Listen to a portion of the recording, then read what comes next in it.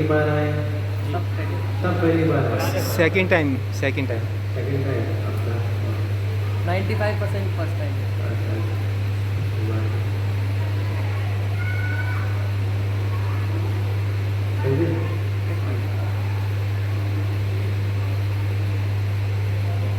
तो एक बार मेरे पीछे दोहराइए, हरे कृष्णा हरे कृष्णा हरे कृष्णा हरे कृष्णा कृष्णा कृष्णा कृष्णा कृष्णा हरे हरे हरे हरे हरे राम हरे राम हरे राम हरे राम राम राम राम राम हरे हरे हरे हरे।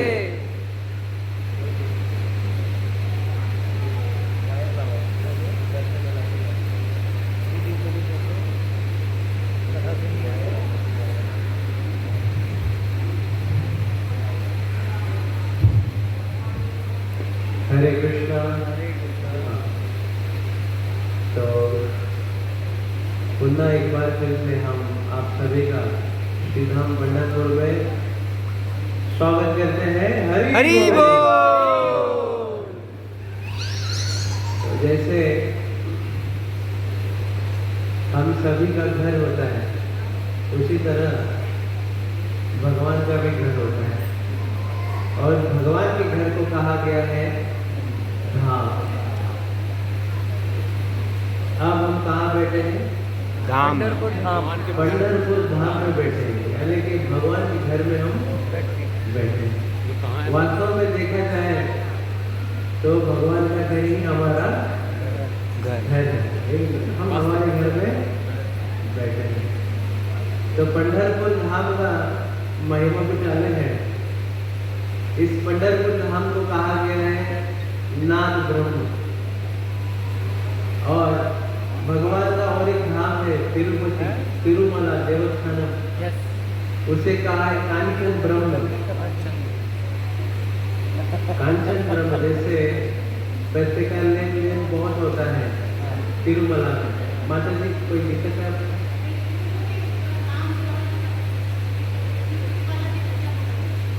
कांचन ब्रह्म। कांचन तिरुपति तिरुमला देवस्थान, इसे कहा गया है कांचन ब्रह्म। और भगवान का और एक धाम है जिसे कहा गया है जगन्नाथपुरी, उसे कहा गया है, आप कह सकते हैं क्या होगा? अन्न ब्रह्म। अन्न ब्रह्म। वैसे ही पंढरपुर को कहा गया है नाद ब्रह्म। नाद ब्रह्म, इसका मतलब यह है कि यहाँ हमेशा भगवान का नाम इस हवा में, इस वातावरण में तरंगते रहता है, तैरते रहता है। आप पहली बार यहाँ पंढरपुर धाम आए हैं, लेकिन कई वर्षों से हम यहाँ रह रहे हैं, तो यहाँ हमेशा विठ्ठल विठ्ठल, जय हरे विठ्ठल, राम कृष्ण हरे, कहीं ना कहीं से आवाज सुनाई देती है। और आप देखोगे यहाँ पे तो बहुत सारे मठ है, बहुत सारे मठ, अनगिनत मठ है। कहीं ना कहीं मठ में भगवान के नाम का कीर्तन होते रहता है 24 आवर्स। इसलिए इस पंढरपुर धाम को कहा गया है नाद ब्रह्म। नाद ब्रह्म, ध्यान में रखना। तो ये विठ्ठल जी इतने दयालु हैं कि उनके भक्त उन्हें स्पर्श कर सकते हैं। आपने अभी स्पर्श नहीं किया होगा, लेकिन अभी आप जा रहे हैं, मैं सुन रहा हूँ कि अभी आप विठ्ठल जी के दर्शन के लिए जाएंगे, तो विठ्ठल जी इतनी कृपा करते हैं कि वे स्वयं को स्पर्श करने आपको देंगे। तिरुपति बालाजी जाएंगे तो आपको दूसरी दर्शन हो पाएगा, लेकिन यहाँ पे जो विठ्ठल जी आप चरणों को छू सकते हो, और रुक्मिणी माता के चरणों को हम छू सकते हैं। इतने भगवान यहाँ दयालु, कोई भेद नहीं। अगर कोई शुद्ध अशुद्ध हो तो ब्राह्मण, ऐसे ही ब्राह्मण ही होना चाहिए, क्षत्रिय हो, वैश्य हो, शूद्र हो, कोई भी भगवान के चरणों को स्पर्श कर सकता है। अभी भक्त लोग धाम आते हैं, क्यों आते हैं धाम में? कि देखो हम भगवान के भक्त पहले से ही हैं, हमें पता नहीं है,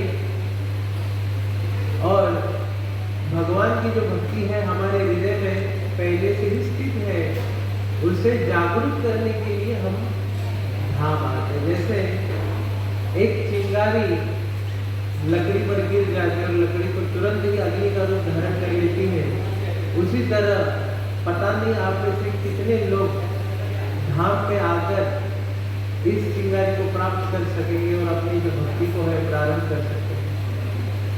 इसलिए हमेशा चाहिए कि भक्तों को धाम में आए। तो हमारी जो भक्ति है, जो बूढ़ी हुई भक्ति है या लुप्त, उसे कहा गया है कि सुप्त अवस्था में जो भक्ति है उसे हम जागृत कर सकते हैं। इसलिए हम खुद देखे हैं, कई बार के वृंदावन जाते हैं और वृंदावन से लौटते समय भगवान के प्रति उनका प्रेम जागृत हो जाता है। तो ये भगवान की सुविधा है, इन प्रकार कैसे भी करके भगवान की भक्ति को हृदय में जागृत करना। तो यह पंढरपुर धाम बहुत नामों से विख्यात है। इसे लोहदंड भी कहा गया है। लोहदंड, दिंडीर वन कहा गया है,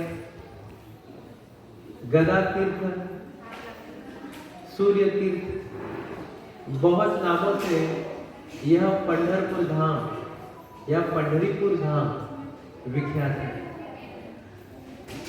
तो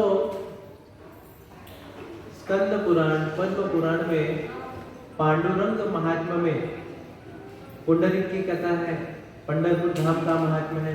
उसी शास्त्रों में से मैं दोहराना चाहता हूँ पंढरपुर की महिमा।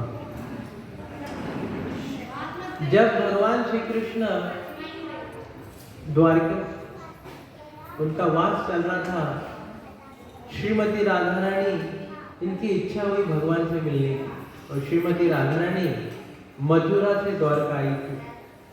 और जब भगवान ने देखा कि श्रीमती राधा रानी मुझे मिलने आई है, तो वे इतना आनंदित हुए, हर्ष उल्लासित हुए कि उन्होंने राधा रानी को बहुत बहुत नजदीक बिठा के रखा, बहुत नजदीक। और यह दृश्य किसने देखा?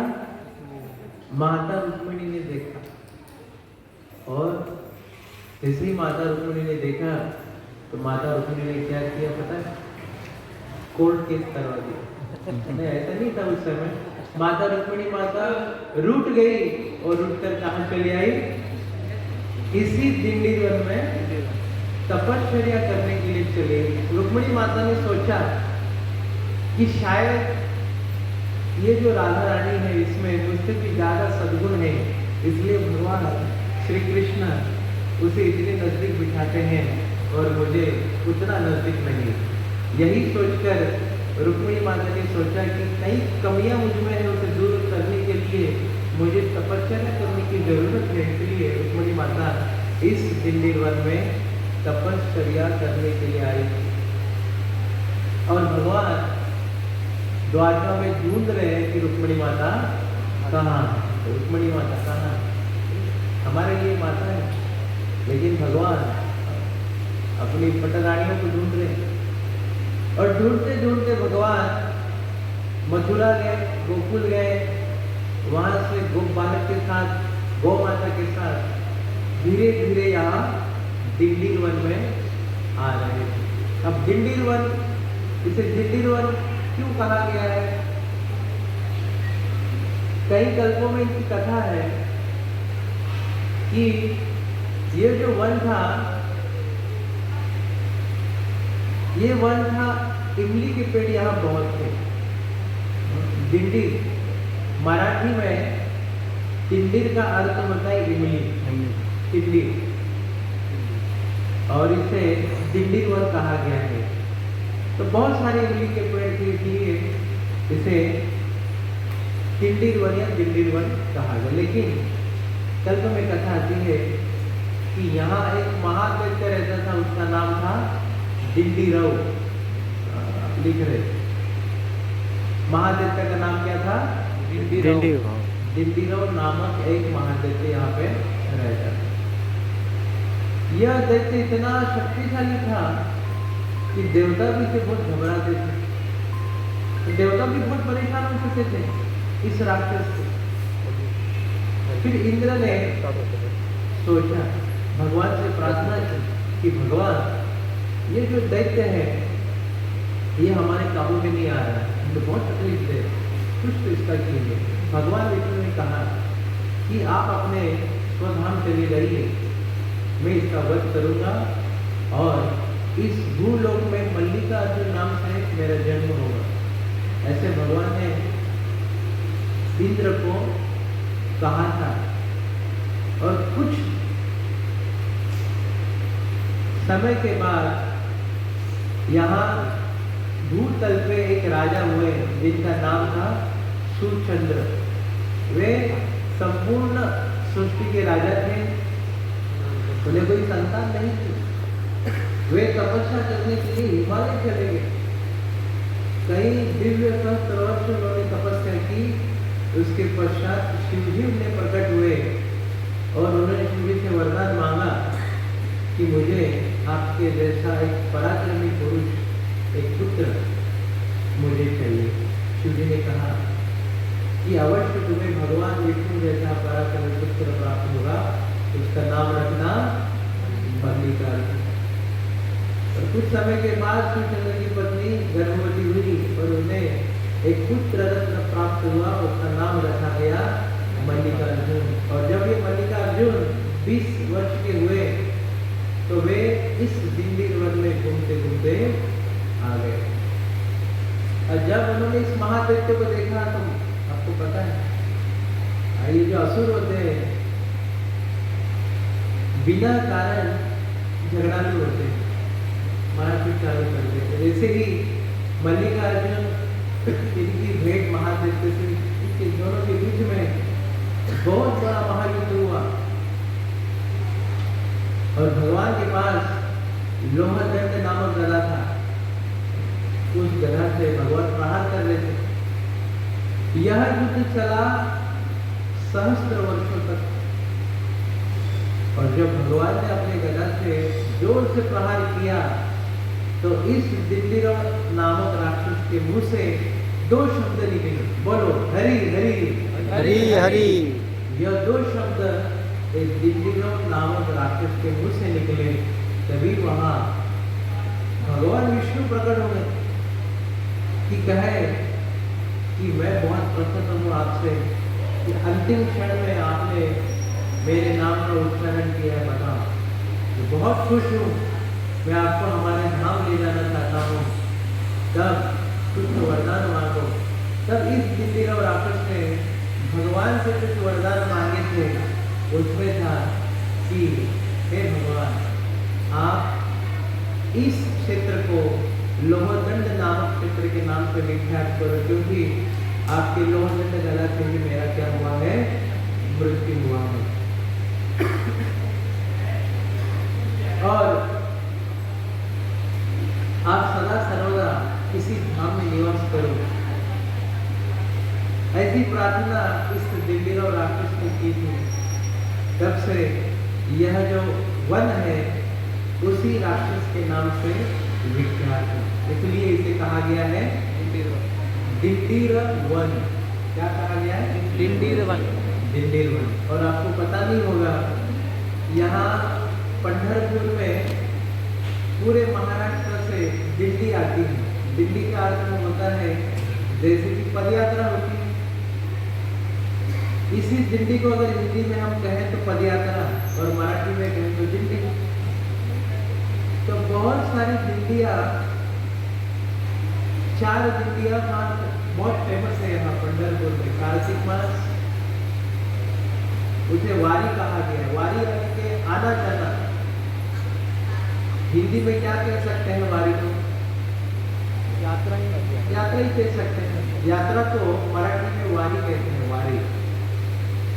तो यहाँ मुख्य 4 वारी होती यात्राएं होती हैं।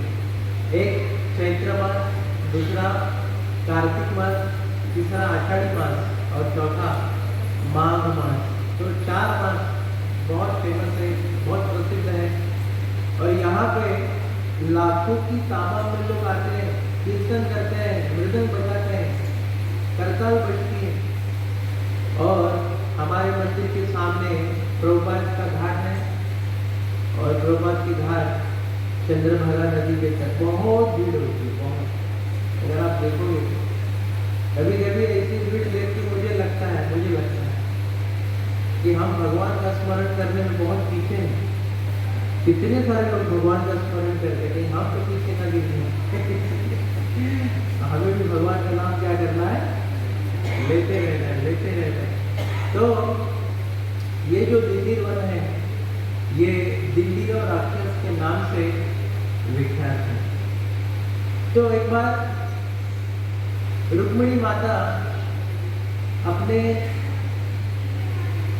मैके, ये जो महाराष्ट्र है, ये रुक्मिणी माता का मैका है। जैसे उनके पिताजी का नाम भीष्मक राजा है, वे विदर्भ के राजा हैं, और विदर्भ ये क्षेत्र महाराष्ट्र का एक छोटा सा अंग है।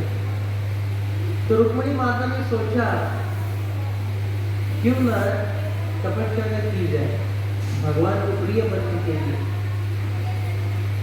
तो यही दिल्ली वन में अगर आप प्रभुपाद घाट पे जाओगे, वहां से देखोगे उस साइड पे, तो वहां एक इमली का पेड़ है बहुत बड़ा, उसके नीचे लखूबाई का मंदिर है।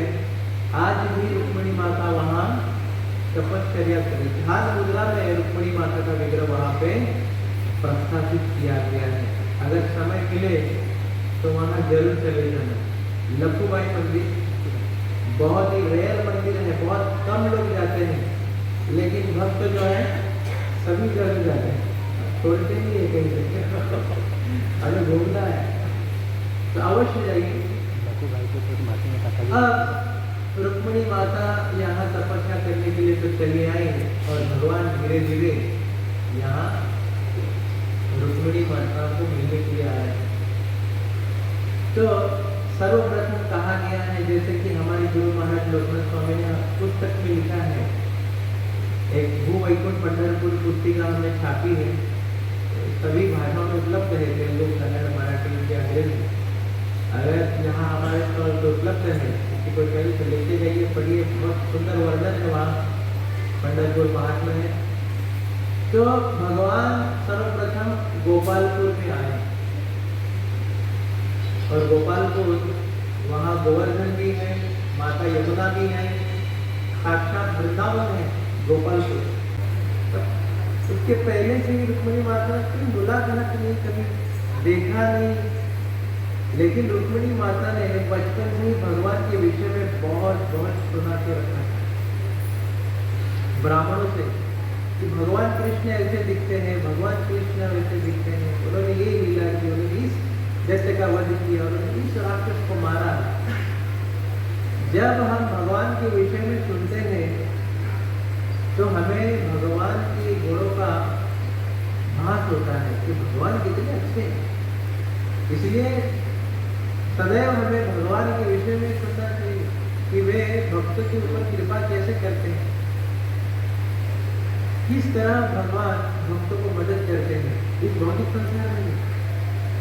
तो रुक्मिणी माता ने बचपन से भगवान के विषय में इतना सुना था कि श्रवण करने मात्र से ही भगवान से उन्हें प्रेम हो चुका था, और मन ही मन उन्होंने सोच लिया था कि अगर मेरे जीवन में कोई पति बने तो वे कौन बन सकते हैं, भगवान कृष्ण ही बन सकता है, ऐसा कोई नहीं, अन्य तो स्थान ही नहीं था। लेकिन यहाँ पे रुक्मिणी जी के बड़े भाई हैं, उन्होंने इनका विवाह किसके साथ रचा दिया था, शिशुपाल के साथ करना।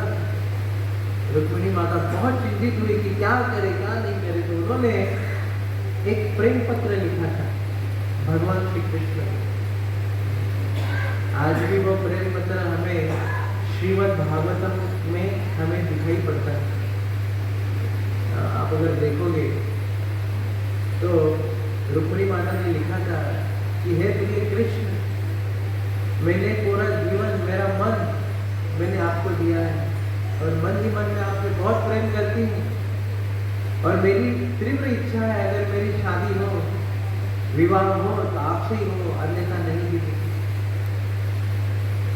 तो ऐसे कहा गया है कि फर्स्ट लव लेटर रुक्मिणी माता ने भगवान श्री कृष्ण को लिखा था। तो यही संकल्पना फिर बाद में आई, तो फिर बाद में हम लोग भी लव लेटर लिखने लगे। लेकिन आजकल तो फिर व्हाट्सएप आ लगा है, तो व्हाट्सएप से ही सब प्रेम का इजहार कर देते हैं।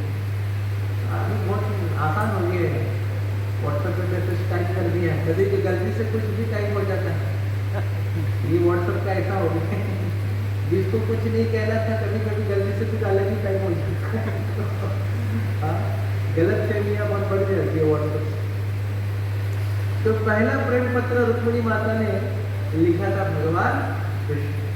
और जैसे ही ब्राह्मण द्वारिका पहुंचे, जैसे ही भगवान ने ब्राह्मण को देखा, पहले भगवान आदर सत्कार किए ब्राह्मणों का, पाद प्रक्षालन की, भोजन करवाए और फिर कहे कि क्या सेवा है।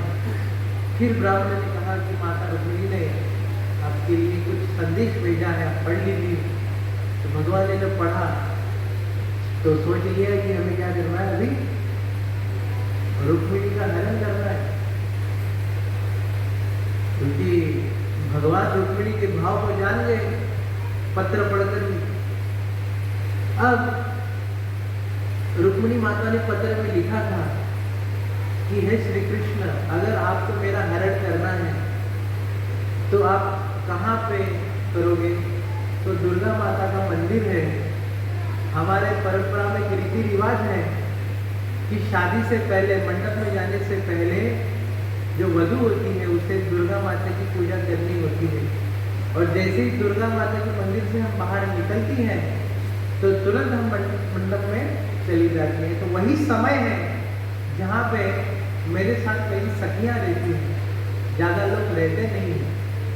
तो उसी समय मेरा तुम क्या करना, हरण करना उचित समय है। तो जगह भी बता दिया था और समय भी बता दिया था भगवान। और पूरा विदर्भ, भीष्म देव का राज्य पूरा सजा हुआ था, ढोल नगाड़े बज रहे थे, रस्तों में चंदन का पानी छिड़का हुआ था, सुगंधित हुआ था, झालर लटके हुए थे। और बहुत सारे राजाएं वे भी आए थे इस शादी में। भागवतम में वर्णन है कि रुक्मिणी माता देखने के लिए इतनी सुंदर थी कि वो इतना शर्माती थी। ये शादी का जोड़ा उनसे पहने था, लेकिन रुक्मिणी माता ने किसी के जो राजाएं थे, किसी भी राजा को अपनी आंखों से देखा नहीं था। वो देखना ही नहीं चाहती थी, केवल श्री कृष्ण को देखना चाहती थी। लेकिन बड़ा चिंतित थी कि भगवान श्री कृष्ण आएंगे या नहीं आएंगे, संदेश तो मिला नहीं था। कि रुक्मिणी माता को संदेह था, क्या भगवान श्री कृष्ण से मेरा प्रेम अपूरा पड़ गया, या माता दुर्गा की पूजा मैंने कम की, या शिव जी की आराधना मैंने कम किया, भगवान कृष्ण मुझसे रूठ गए, हुआ क्या? ऐसी ही सोच रही थी रुक्मिणी माता। और रुक्मिणी माता ने ऐसे थोड़ी आंखें करके ऊपर देखा, तो ऐसे वर्णन है श्रीमद् भागवतम में, जब रुक्मिणी माता शादी के जोड़े में उन्होंने ऊपर अपनी मुंडी की, सिर को ऊपर किया और देखा कि भगवान श्री कृष्ण कहीं नजर आ रहे हैं।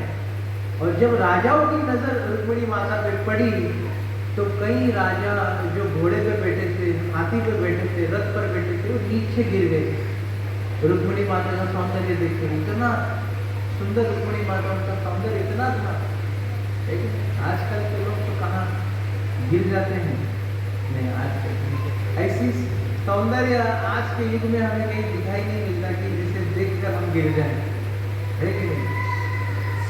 तो उस समय, और माता रुक्मिणी साक्षात श्रीमती राधारानी से उत्पन्न है, तो हम कल्पना कर सकते कि उनका सौंदर्य कैसा था। तो रुक्मिणी माता ने बता के रखा था पत्र में कि इस समय इस स्थान में मेरा हरण आपको करना है। तो शादी के दिन रुक्मिणी माता सजी और शादी का जोड़ा पहना, और जैसे ही वे दुर्गा मंदिर में गई, चिंतित हुई कि अभी तो बाहर जाना है, तो अवश्य भगवान श्री कृष्ण आएंगे तो यहीं पे आएंगे, अन्यथा कोई दूसरा स्थान और समय उचित नहीं है मुझे हरण करने के लिए। रुक्मिणी माता ने दुर्गा मंदिर में अपनी पूजा संपन्न की और जैसे अपने सखियों के साथ रुक्मिणी माता मंदिर से बाहर आई, एक एक पैर गिन गिन के रुक्मिणी माता रख रही थी कि अभी आ जाएंगे भगवान कृष्ण, फिर दूसरा पैर अभी आ जाएंगे। बहुत चिंता पड़ने लगी क्योंकि रुक्मिणी माता के जो पैर है वो चलना ही था, तो रुकना नहीं था वहां। फिर धीरे धीरे रुक्मिणी माता इतनी चिंतित हुई कि दाएं हाथ में अंगूठी थी, उस अंगूठी को ऐसी मसलती हुई रुक्मिणी माता सोच ही रही है कि भगवान श्री कृष्ण आएंगे। जैसे ही रुक्मिणी माता ने स्पर्श किया अपनी अंगूठी को, तुरंत उन्होंने देखा कि भगवान श्री कृष्ण का रथ आ गया है। इतनी आनंदित हुई कि जैसे ही भगवान श्री कृष्ण का रथ आया, रुक्मिणी वहां उस रथ में बैठी और भगवान श्री कृष्ण लेके चले। भागवतम में ऐसे कहा गया है कि भगवान कृष्ण, आपकी तालियां भी बहुत लेट बजी, क्यों पता है? क्योंकि भगवान श्री कृष्ण इतने वेग से आए थे और इतने वेग से लेके गए, उन राजा को भी पता नहीं लगा।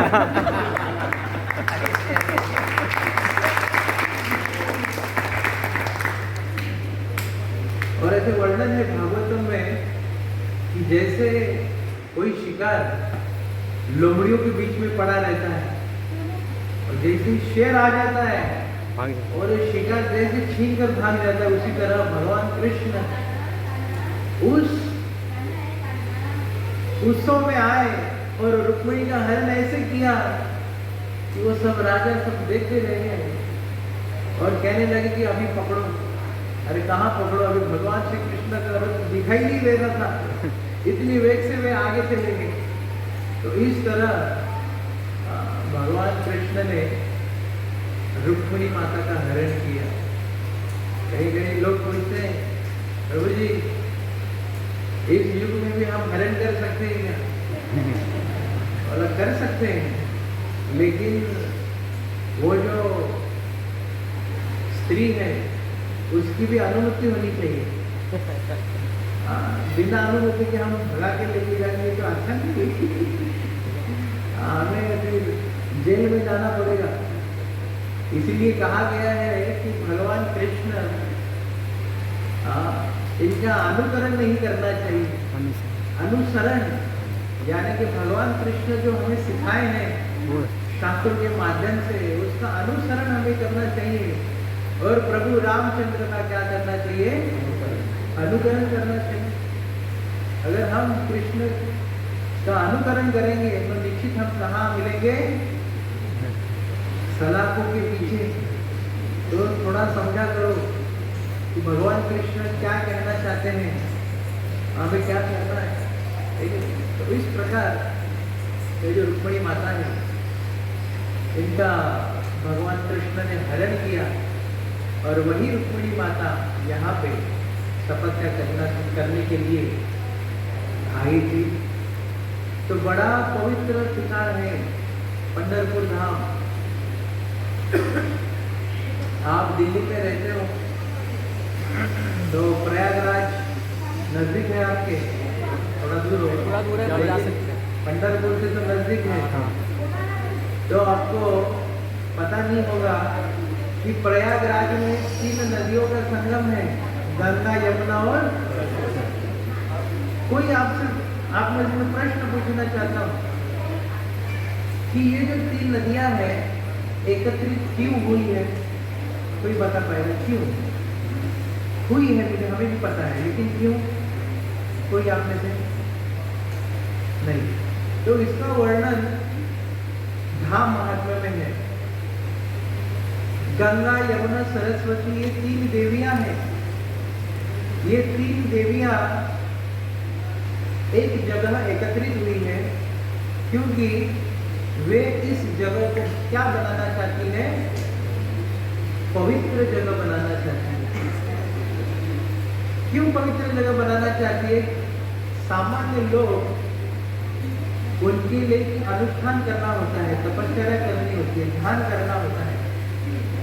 तो ध्यान, तपश्चर्या, अनुष्ठान के लिए समय भी पवित्र होना, स्थान भी पवित्र होना चाहिए। तो हम भारत में देखते हैं कई धाम है, कई स्थान ऐसे पवित्र हैं। ये सभी स्थान, ये सभी जगह, धाम देवताओं ने निर्माण किया हुआ है हमारे लिए। आया ध्यान में आपके सभी स्थान। तो ये सभी स्थान का हमें फायदा उठाना चाहिए, कि बहुत जब करना चाहिए। क्या हमें स्मरण हो पाएगा धाम में, तो भगवान के विषय में सुनना चाहिए। तो यहाँ पे कहा गया है कि जो कोई भगवान के एक नाम का जाप करता है उसे 1,00,000 नाम जप का फायदा होता है। इसीलिए देवता ने इस जगह को पवित्र जगह बनाई हुई है। एक ही फायदा है। इसलिए बुद्धिमान मनुष्य क्या करता है, जैसे ही धाम में आता है भगवान के नाम का स्मरण करने के लिए चालू कर देता है। भगवान का स्मरण मन में, जैसे भगवान ने गीता में कहा गया है, गीता में कहा है कि मैं सभी जीव के भीतर हृदय में वास करता हूँ। ईश्वर सर्वभूतानां हृदयेषु अर्जुन तिष्ठति। मैं सभी जीव मात्र के हृदय के भीतर वास करता हूँ। और क्यों हृदय के भीतर रहते भगवान? हमें दर्शन देने के लिए वे तत्पर है, लेकिन हम दर्शन नहीं करना चाहते। हृदय के भीतर की वस्तु क्या हम देख पाएंगे माता जी? हृदय के भीतर की वस्तु तो हम देख सकते हैं, देख सकते हैं, यस और नो? हाँ, मुझे तो एक आंसर आया नो करके, नहीं, लेकिन देख सकते हैं। किसके माध्यम से देख सकते हैं? ध्यान के माध्यम से देख सकते हैं। आए समझ? तो आपको जो जपमाला दी गई है या भगवान का नाम दिया गया है, ये ध्यान करने के लिए दिया गया है। भगवान कृष्ण जो परमात्मा रूप में हृदय में बैठे हैं, उसे देखने के लिए अब कितनी सुविधा आपको दे, आप बताओ कितनी सुविधा है। आपको पता नहीं होगा कि सबसे नजदीक जो हमारे बैठे हैं वे भगवान कृष्ण ही बैठे हैं हृदय के भीतर। और जो प्रभु जी आपसे जुड़े हुए हैं, जिन्होंने नाम दिया, आपको नाम नहीं दिया है, उन्होंने आपको भगवान ही दे दिए कि भगवान ले लो आपको। लेकिन हमें इतना बुद्धिमान होना चाहिए कि भगवान को स्वीकार कर लेना चाहिए। तो नाम के रूप में हमें भगवान दे। तो जो कोई व्यक्ति भगवान का नाम स्मरण ध्यान पूर्वक करता है, अवश्य हृदय में बैठे भगवान उसे क्या होते हैं? दर्शन प्रकट होते हैं। लेकिन जितनी आसानी से हम कह दिया है उतना आसान नहीं है। लेकिन हमारे भक्त क्यों कहते हैं कि नाम स्मरण करो? यह मार्ग कठिन है लेकिन पॉसिबल है, हो सकता है। हम भगवान का दर्शन हृदय में कर सकते हैं, लेकिन कठिन है। इसीलिए हमें जब भी नाम मिले तुरंत उसका स्वीकार कर लेना चाहिए और तब से ही ध्यान करना चालू कर देना चाहिए, प्रारंभ कर देना चाहिए। समय हमें गंवाना नहीं, शुरुआत करो, लेकिन तो ये जो पंढरपुर धाम है, इसका महिमा मैंने अभी बताया कि आप यहाँ एक बार नाम लोगे तो 1,00,000 नाम लेने का फल प्राप्त होता है। और यहाँ पे किसी को आपने एक गाली दी तो उसका भी फल 1,00,000 कितनी गुना आपको प्राप्त होगा? 1,00,000 गुना गाली देने का फल प्राप्त होगा। इसलिए तो क्या करें? नाम स्मरण करें या गाली दें? हाँ, तो नाम स्मरण करो। आप आए हो यहाँ, इस धाम का फायदा उठाओ। तो यहाँ पे एक बड़े विख्यात भक्त हुए, उनका नाम था कुंडलिक, या अन्य एक नाम है पुंडरिक। अब ये जो कुंडलिक या पुंडरिक, ये जो भक्त बने हैं भगवान के, उन्हीं के कारण विठल जी या भगवान कृष्ण या द्वारिकाधीश यहाँ दिल्ली वन में आए, एक भक्त के कारण और दूसरा रुक्मिणी के कारण। दो ही कारण है।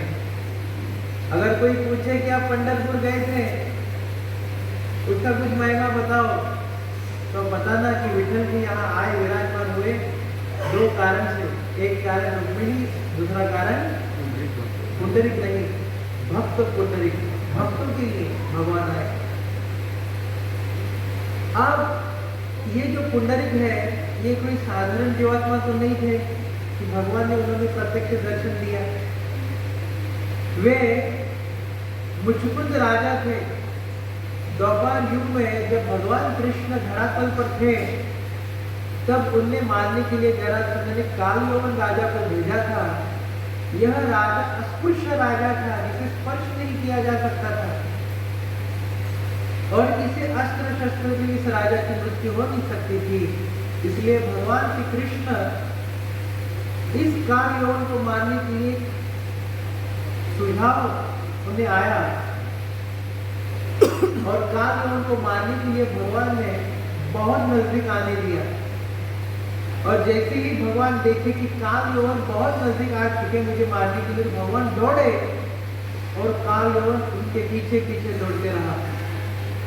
और भगवान की संकल्पना देखो क्या है, भगवान इस गति से भाग रहे थे कि मानो कालयवन को पता चले कि एक ही हाथ में भाग जाऊं तो कृष्ण मेरे हाथों में मैं दबच लूं, ऐसे भगवान भाग रहे थे। और भगाते भगाते भगवान इस कालयवन को मुचकुंद राजा एक गुफा में सोए हुए थे, उस गुफा के भीतर लेके चले गए। अब मुचकुंद राजा क्यों सोए हुए हैं गुफा के अंदर, इसकी भी कथा आपको पता है, लेकिन संक्षिप्त में आप आए हो कि मैं बता देता हूँ। मुचकुंद राजा इस धरातल के प्रख्यात राजा थे।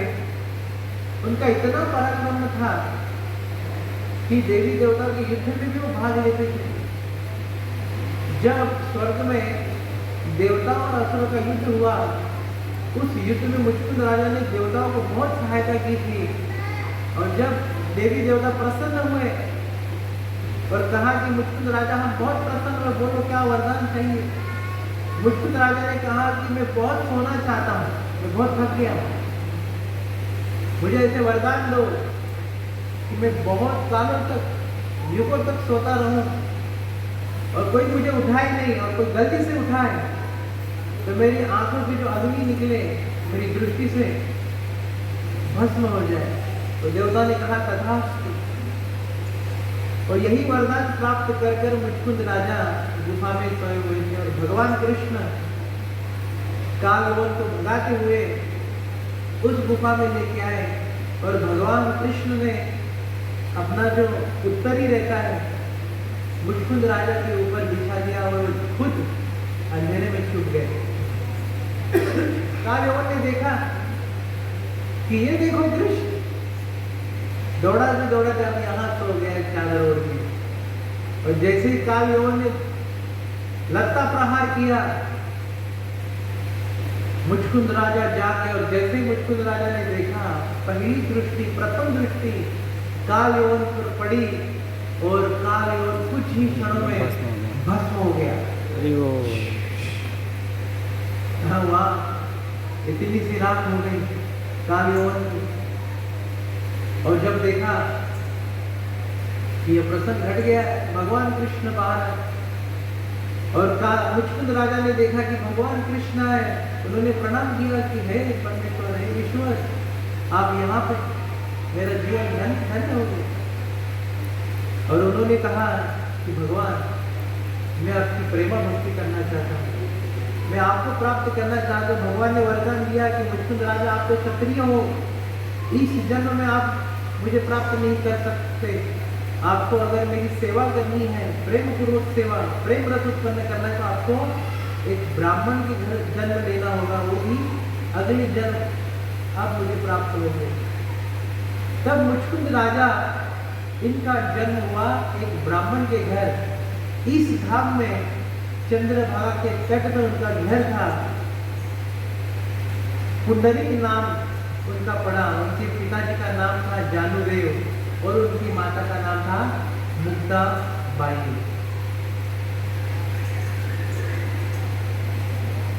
पुंडरीक के माता पिता का नाम। अब पुंडरीक इनके कुछ दोष थे पिछले जन्म में, इसके कारण वे बचपन से भगवान से प्रेम नहीं करते थे। भगवान की भक्ति अभी तक जागृत नहीं हुई थी, लेकिन माता पिता को बहुत तकलीफ देते थे। मुक्ताबाई और जानुदेव कभी कभी इन्हें लगता था कि ऐसे पुत्र प्राप्त होने से पहले ही हम मर जाते अच्छा होता। ये ऐसे कैसा पुत्र हमें मिला है। परेशान होकर वे काशी की यात्रा में निकल गए। अब माता पिता काशी की यात्रा में निकल गए। उन्होंने कहा कि पुत्र अगर आप भी हमारे साथ आते तो हमारी सेवा करते, आप भी चलो। लेकिन पुत्र तो निकम्मा था, माता पिता की सेवा करना ही नहीं चाहता था। उन्होंने कहा आप चले जाए, ये तो आने वाला नहीं। लेकिन गांव में से कुछ लोग, उसके मित्र भी जा रहे थे काशी, चलो हमारे साथ तो काशी चलो। तो कई मित्रों के साथ यह पुंडरीक अपनी पत्नी को लेकर काशी यात्रा में चला गया था, घोड़े पर सवार होकर। और रास्ते में उन्होंने देखा कि मेरे माता पिता भी जा रहे हैं, लेकिन उन्होंने दुर्लक्षित कर दिया। और जैसे ही हम पुंडरीक काशी यात्रा में जा रहे थे, बीच में एक आश्रम आता है ऋषि का, उनका नाम था कुकुट मुनि। ये नाम ध्यान में रखना। कुकुट आश्रम में वे रुके थकान के कारण। और उन्होंने देखा कि इस कुकुट ऋषि के आश्रम में 3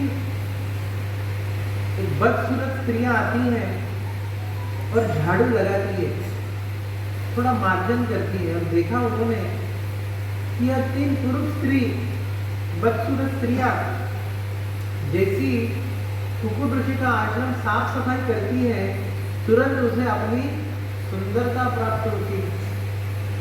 तो उन्होंने आश्चर्यकारक घटना देखी। तो इस पुंडरीक ने पूछा कि आप 3 स्त्रियां कौन हो? और मैं देखता हूँ कि आप पहले दिखने के लिए बदसूरत थी, और जैसे आप झाड़ू, साफ सफाई, मार्जन करना चालू कर देती हो, इस आश्रम में तुरंत आपको आपकी सुंदरता प्राप्त होती है। ये कैसे संभव है? तो उन 3 स्त्रियों ने कहा कि हम गंगा, यमुना और सरस्वती हैं। उन्होंने कहा कि बहुत सारे लोग, पापी लोग, सामान्य लोग हमें स्नान करते हैं पाप को धोने के लिए, और उस पाप को धोते धोते हमारी सुंदरता नष्ट हो जाती है, और उस सुंदरता को प्राप्त करने के लिए हम यहाँ, ये जो ऋषि मुनि हैं, ये इतने तपस्वी हैं कि इनके आश्रम में आते ही हमें की सेवा करने मात्र से ही हमें हमारी सुंदरता प्राप्त होती है, हम शुद्ध हो जाते, पवित्र हो जाते हैं। तो आपका अहोभाग्य है कि आपको इन कुकुट मुनि का दर्शन हुआ। इसलिए आप लोग तो बहुत सारे दुर्गुण हैं, आप तो माता पिता की भी सेवा नहीं करते, लेकिन आज आपको इनका दुर्लभ दर्शन हुआ है, आपको इनकी कृपा हुई है, आप यहाँ से चले जाइए, कुछ समय बाद आपको भगवान का दर्शन होगा। तो तात्पर्य में कहा गया है कि कोई व्यक्ति साधु के संपर्क में आता है तो संभव है कि भगवान के भी संपर्क में आ सकता है। जैसे कि ध्रुव महाराज नारद मुनि के संपर्क में आए और बड़े भक्त बन गए, और कुछ महीनों में उन्होंने भगवान को प्राप्त कर लिया। इसलिए सामान्य मनुष्य जब तक साधु की संगति में नहीं आता, तब तक वह भगवान के संपर्क में नहीं आ सकता। यहाँ कुकुट मुनि की कृपा हुई और यह पुंडरीक इतने बड़े भक्त बने भगवान के उन्होंने माता पिता की सेवा प्रारंभ करना चालू कर दिया। शादी में कृपा हुई। कहीं कहीं हमारे महाराष्ट्र में एक ऐसे ख्याल है कि यह जो पुंडरीक था ये माता पिता की सेवा करता था, इसलिए उसे भगवान मिले। तो आजकल के बच्चे तो माता पिता की सेवा कर नहीं रहे, तो क्या उन्हें भगवान मिल सकते? या सीधा भगवान की सेवा करते हैं कहीं लोग। तो कई बच्चे अभी मंदिर में आए केवल भगवान की सेवा कर रहे, माता पिता की सेवा नहीं करते। क्या उन्हें भगवान मिली? हमारे गुरु जी परम पूज्य लोकनाथ स्वामी महाराज कहते हैं कि पुंडरीक के जो माता पिता थे वे भगवान विठल जी के अनंत भक्त थे, और पुंडरीक माता पिता की सेवा नहीं कर रहा था, तो भगवान के भक्तों की सेवा कर रहा था। और भक्तों की सेवा करने के कारण भगवान उन्हें मिलने के लिए आए। तो पुंडरीक यहीं पर उनका आश्रम था, माता पिता की सेवा कर रहा था। और भगवान घूमते घूमते यहाँ पंढरपुर दिल्लीवन आए, और भगवान को याद आया कि मुझको राजा जब पुंडरीक बना है उसे भी दर्शन देना है। तो भगवान पुंडरीक के आश्रम में आए और सीधा द्वार पर खड़े थे विठल जी। तो यहीं पे हम समाप्त करते हैं, और अगली जो कथा है आपको जाना है तो थोड़ा हम द्वार से तो बाहर निकाल दी, द्वार के अभी हम आप भगवान का दर्शन करेंगे। तो अगला आरती थोड़ा आरती का भी समय हो रहा होगा। तो पुंडरीक ने ईंट फेंकी थी भगवान के, और तो ईंट का क्या इतिहास है वो भी देखेंगे। और भगवान जब पुंडरीक को दर्शन दिए तो भगवान का क्या वर्णन है वो भी अगले एपिसोड में हम, अभी तो हम आपको इतना खींचे के लिए जाना, क्योंकि आपको दर्शन के लिए जाना। ठीक है, हरे कृष्णा कृष्णा कृष्णा हरे हरे, हरे राम राम राम हरे हरे। तो हमने रुक्मिणी माता की कथा, रुक्मिणी हरण, उसके बाद मुचकुंद राजा की कथा, और ये जो दिल्ली वन है, ये दिल्ली वन नाम कहाँ से आया, 4 कथाएं देखी। अगले लेक्चर में देखेंगे भगवान ने दर्शन कैसे दिया, किस रूप में आए, और फिर और कुछ थोड़ा बात में देखेंगे। तब तक के लिए आपका बहुत बहुत धन्यवाद। आपने मुझे सुना, आप पंढरपुर धाम में आए, आप भक्त हो, और हमारे प्रभु जी आपके साथ रहेंगे, आपको पूरा घुमाएंगे प्रभु जी, अखंड हरिनाम कीर्तन प्रभु। तो जिस जगह पे जाओगे थोड़ा थोड़ा मल्लिकार्जुन का भी मंदिर है, तो प्रभु जी वो भी दिखाएंगे आपको। स्वयं भगवान विष्णु के अंश हैं, और गोपालपुर फिर विष्णुपद। भारत में 2 जगह विष्णुपद मंदिर है, एक पंढरपुर और एक गया, 2 जगह। तो अवश्य आप दर्शन कीजिए। हरे कृष्णा कृष्णा कृष्णा हरे हरे, हरे राम राम राम